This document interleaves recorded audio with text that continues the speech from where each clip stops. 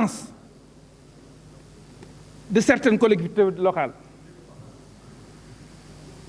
Monsieur le ministre de l'Intérieur, nous sommes dans une sous-région très instable, passant d'un État importateur de pétrole à un pays producteur de pétrole, cible de groupes terroristes. Et si aujourd'hui nous travaillons dans la quiétude, que nos enfants aillent à l'école, c'est à vous que nous le devons, à travers vos services. Pour vous dire que vous êtes sur la bonne voie et les Sénégalais vous encouragent et vous félicitent. Je voudrais également saluer le travail de nos forces de l'ordre, qui, à chaque fois que des Sénégalais ont été assassinés injustement et lâchement, ont fait preuve de courage, d'ingéniosité et qui ont toujours abouti à la découverte de ces malfaiteurs et qui ont été condamnés.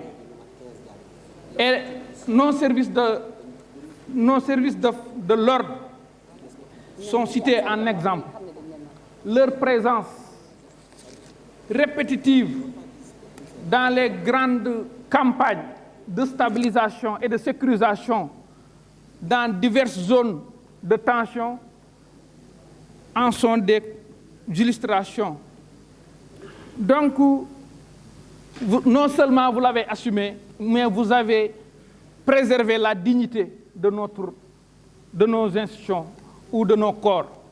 Parce que vous n'avez pas été un ministre de l'Intérieur aujourd'hui qui a pris un Sénégalais un jour pour en faire un capitaine dans la police.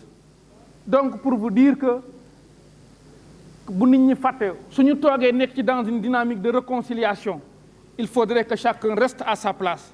Parce que démb ak bërki démb soriwut ban fàtte li fi xewoon démb ak bërki démb. Je vous encourage, je vous félicite. Vous êtes sur la bonne voie et transmettez nos salutations et nos encouragements à tous vos agents. Je vous remercie. Je vous remercie. La parole est à